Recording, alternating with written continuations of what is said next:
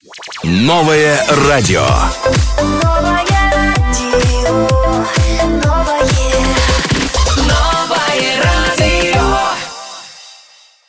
برنامه شامگوی بی‌تنفس. خب اینچنین خاطرات میکنم که این لحظه با شما منظر نگاری رستم و این شام ما مهمون داریم. مهمونی خوردکه که ما صنعتکاری که علاقه موقع خود رو پیدا کرده است در صحنه کسبی کلون در استرادا علی محمد فقیرов قرار دارند که هنوز در صنف یکم تحصیل میکنند و همچنین همراه پدرشون فراموس این شام مهمونی ما هستند.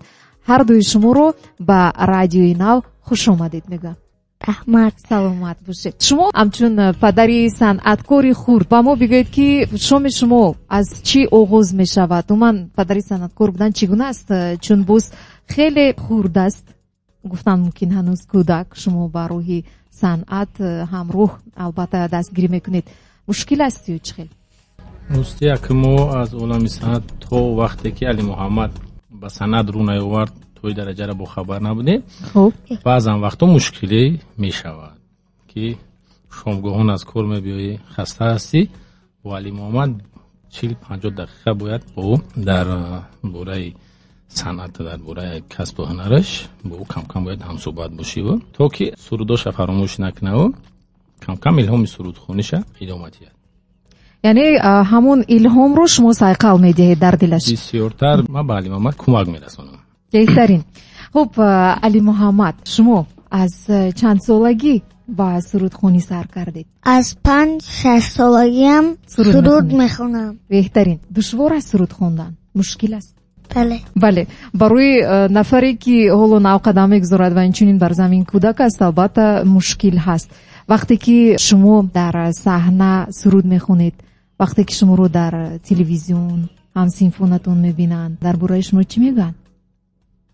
آوازی خوب دارید، رقصده گپ نیست. اوهو، بهترین. کی بیشتر در همین سرود سرویدن با شما کی اردام میرسوند؟ پدرم.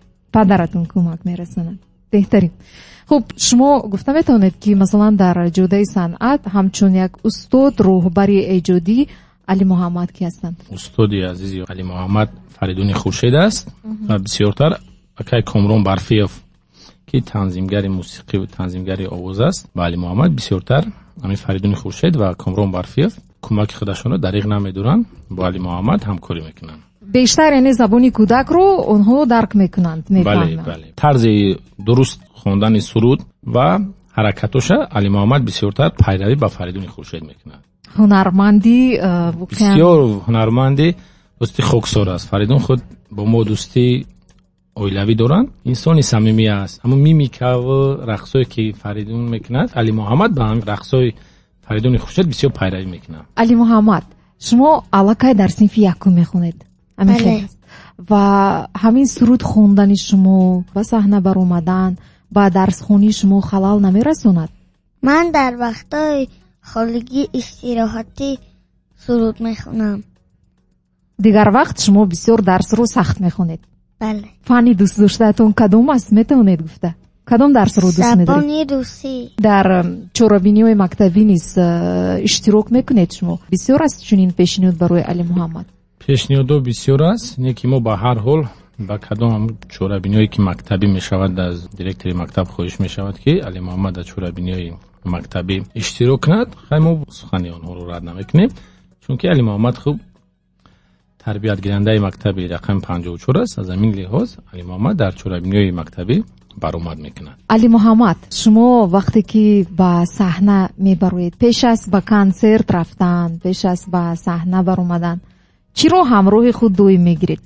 این چی است؟ این همون ساعتی زیبایی که حالا در دستتون است، همون است؟ شاید یگان چیزی دیگر، شاید شیرینی میگیرید همراهتون پیش از با کنسرت رفتن یا که با صحنه برآمدن؟ چی رو میگیرید بخود؟ ساعتم رو و پلانشتم رو. عجیب بود. پلانشت رو چیکار میکنید؟ مثلا میگیرید با چیکار میکنید با پلانشت در اونجا؟ آوازم رو شروع میکنم. اوه، زیبا میسوزید آوازتون رو. پلانشت رو در دیگر وقت هم در خونه استفاده میبرید؟ بله. کودکان حاضر البته نسبتا تکنولوژی هستند پیشرفته، از این لحاظ این پوشیده نیست که از تلفن پلانشت به ممنوعیت استفاده میبرند. و این زمان باشد یک ترانه از خودی علی محمد فقیرов گوش میکنیم یک جای و بعدا خاطر رسانی میکنم. خطی علاقه موضوع است، شما میتوانید که به ما زنگ زنید، سوال ها رو به علی محمد پیشنهاد کنید. ترانه رو یک جای استقبال میگیریم. دروازه من، این سرود دوست داشتید شما است؟ بله. اینک این خیلی باشد همجای گوش میکنیم. با من باشد عزیزم.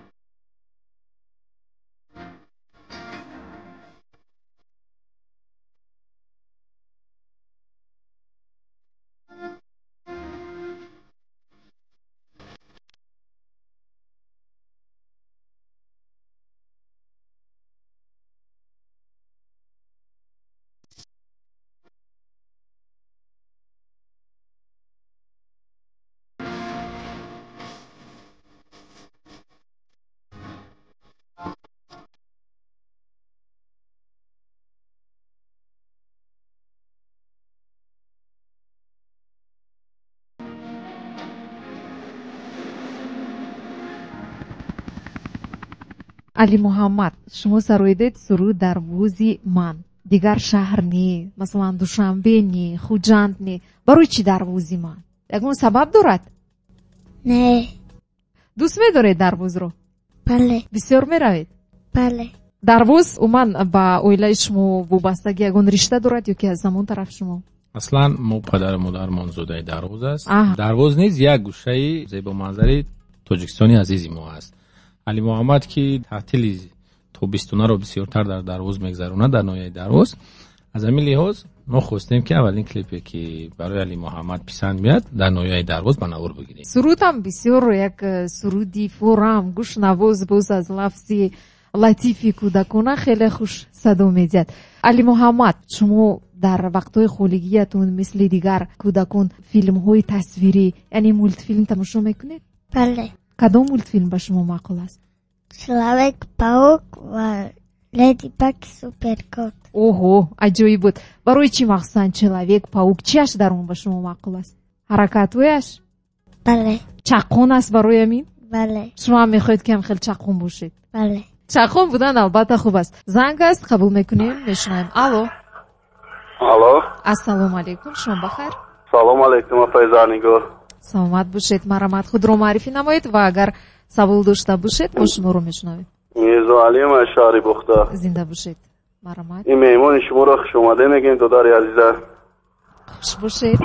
یک سوال داشتم یا درخواست فیضانیگور با میمون شما. خوب میشنویم. همین دوداره که عزیز ما اگه جا باشه و بعد اگون سرودی مادر اگه اگون تا داشته باشه یا 4 مصرع زمزمه میکرد بو خیلی شد میشنه. مالش با نوبت میگیریم. تشکر برای زنگ. زنده باشید. خب من با این سوالی که گفتند جواب علاقه بود یعنی که از طرفی دروز از تاجیکستان البته و یگون سرود در برای مادر هست در ایجادیاتشون. بله علی محمد اولین سرودی که خوندگی در وصف مادر خوندگی به خاطری که مادر خود اولیهای زیبایی است. بله. و علی محمد از کوشش میکنه که خواهش برادر به جا بیاره. چند مصرعی کوتاه سرودی مادر رو میخونید؟ بله. مرحمت. حضرت مادر دعایت میکنم جان و دل را من فدایت میکنم نالکی مژگان خود در زندگی راه رو در زیر پایت میکنم. بهترین. احسن به شما. صدای زنده هم با جرأت و باورینو. مادر چگونه دستگیری میکنند این سوهایی که پیشگیری کردند علی محمد؟ با علی محمد مادرش اصلا بسیارتر دعای نیک میتیند به خاطری که مادر اولیهای زیبایی است. در انتخاب لباس‌های ثانویش با برادر ما سیستم علی انتخاب میکنن. با علی محمد بسیارتر با درس خوندنش سهم مادرش است. علی محمد چند برادر یا خواهر دارید؟ دو تا برادر. خواهر دارید. شما یگانه پسر. بله.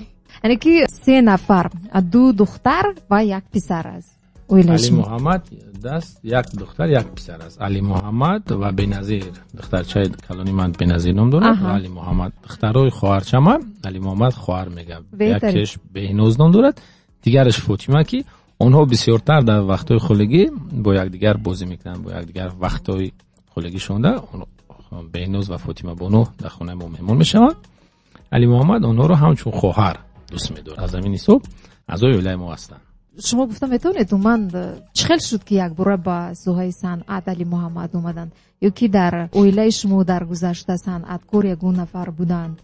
در اویلای ما توهایم با صنعت بسیار مایل رغبت زیاد دارند. علی محمد سبب شد یک سرود مادر علی محمد در باغچه وقتی علی محمد تحصیل میکرد معلمه عزیز گلدستار حیدر نه از علی محمد خواهش کرد که یک سرود در وصف مادر اگر امکانیت باشد تیار کنید که علی محمد همین سروده در باغچه در چورابینی بخشیده به ایدی بین المللی نوروز بود سال 2018 در همونجا سرود مادر علی محمد سروید و بعداً علی محمد رو به تلویزیون دعوت کردن که هم سرودها بیا سروی.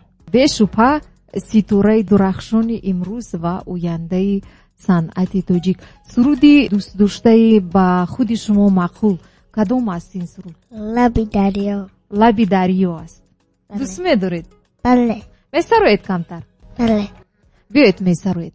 گوش میکنیم. هوا گرم است و میخواهم لبی دریا لبی دریا، اگر باشم با تو باشم چی خوش دنیاست چی خوش دنیاست.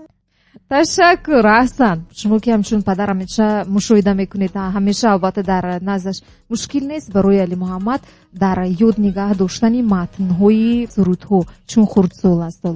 مشکل است؟ چه مشکل نیست. علی محمد خود اولی خردسال است، در سن 6-7 سالگی یک خیلی کوشش میکنه که از غدای سرودخوانی به خاطری که ذوق و هوس داره از غداش ببروه. بهترین. خب شنونده‌های عزیز، بازم زود از خط علاقه‌مون پس از شنیدن ترانه از خودی علی محمد فقیرов باز به افیر مستقیم برمیگردیم.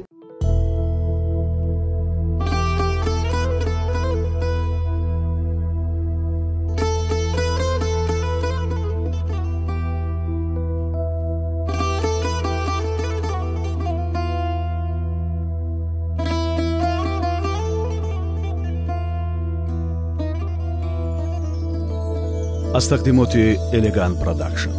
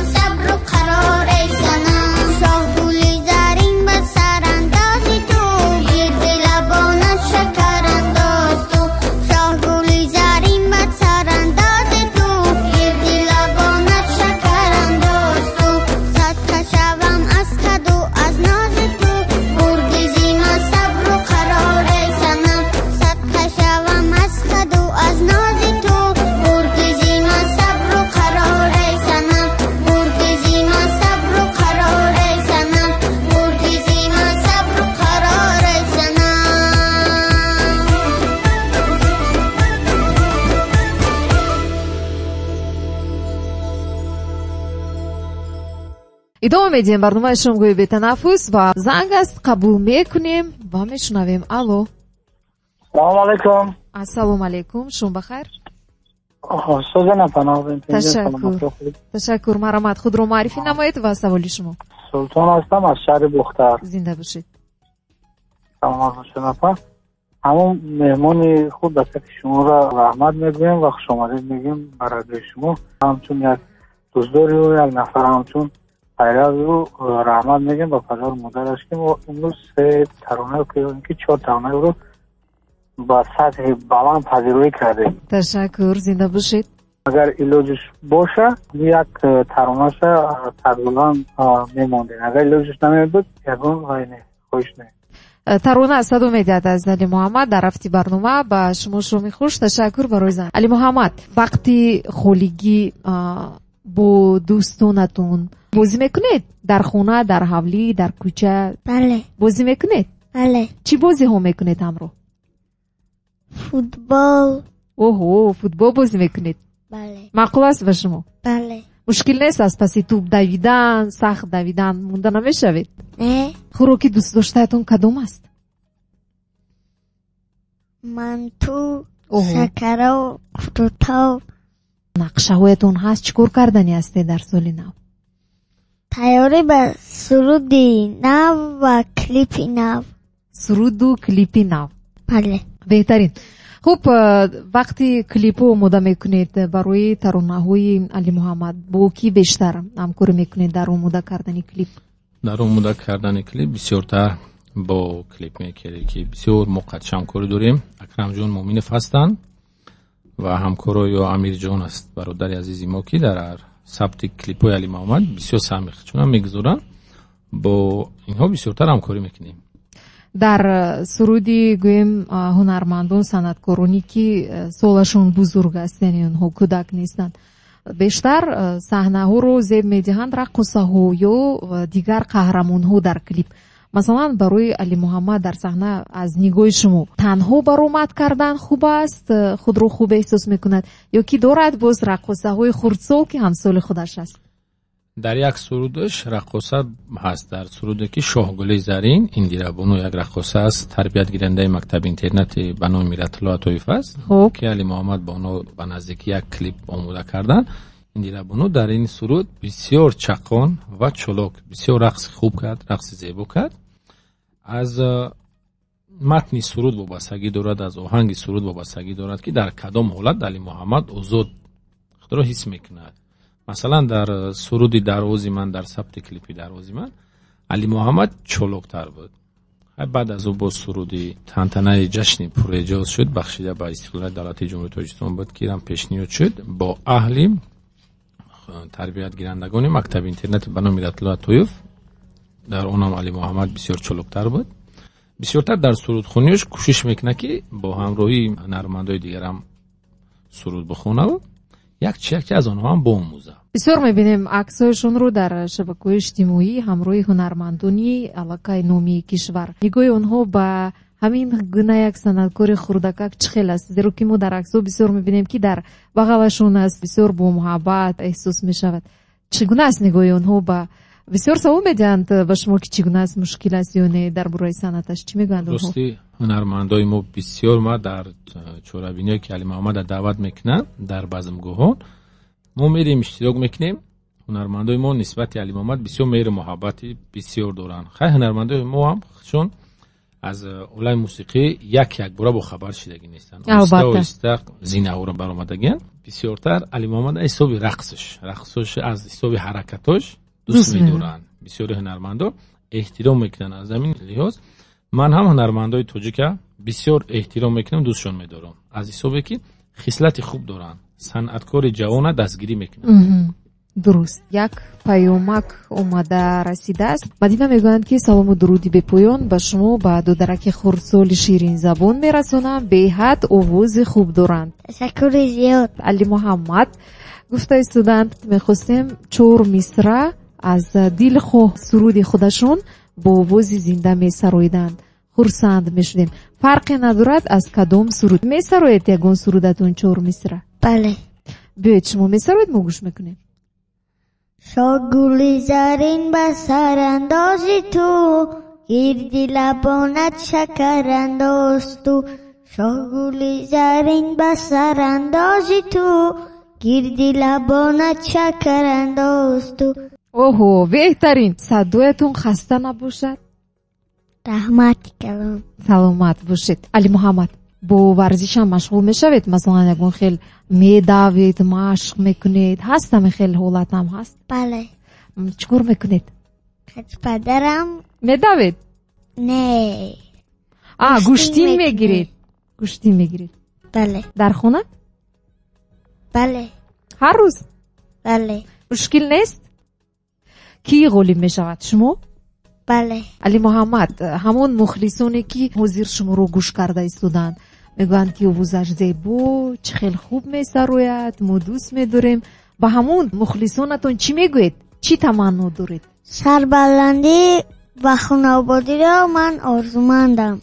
سلامت باشید. بسیار یک جوابی که از سن و سالش کلان است. بسیار جوابی خیلی پرمحتوا. با شما نیست، ما در آفریدن سرودهای نوتون با شما پیشروی آرزو میکنیم. بگذار سرودهایی که شما میبرارید در آینده زور شوند، بهترین شوند.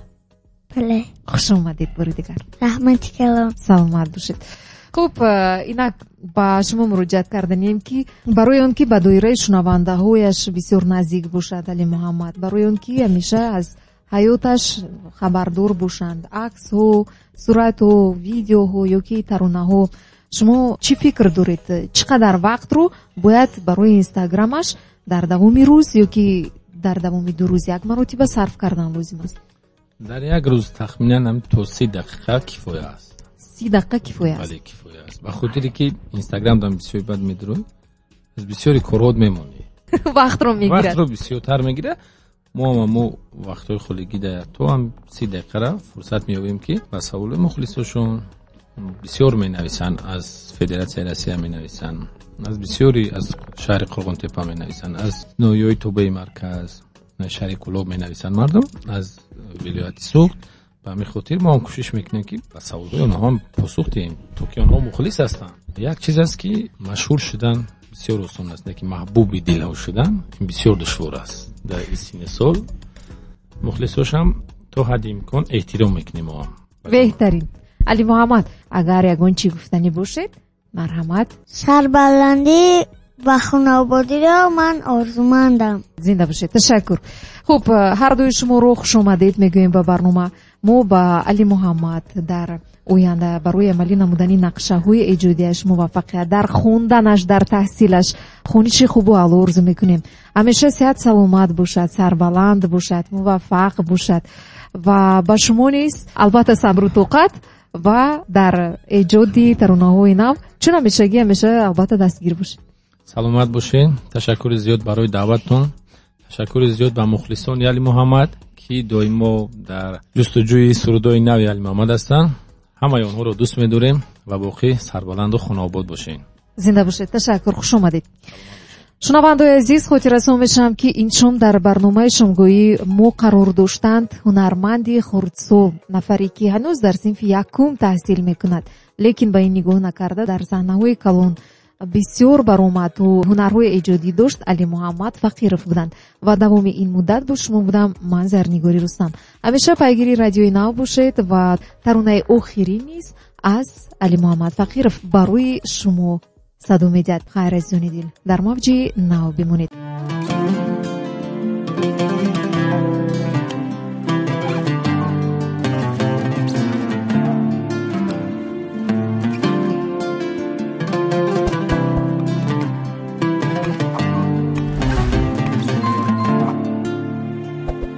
تنتنه‌ای جشنی پر اعجاز شد، مردمی تاجیک هم آواز شد، مردمی تاجیک هم آواز شد. با خیرت و فکرتی بالای تو، با خیرت و فکرت بالای تو، دوره سازندگی آغاز شد، دوره سازندگی آغاز شد. ای پدری خوش نبری خوبی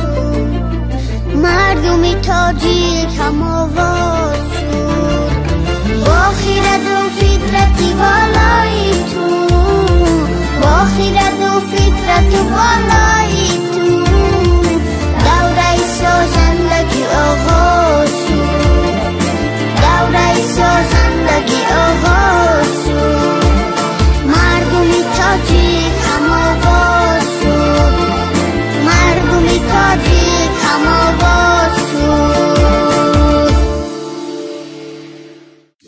Новое радио.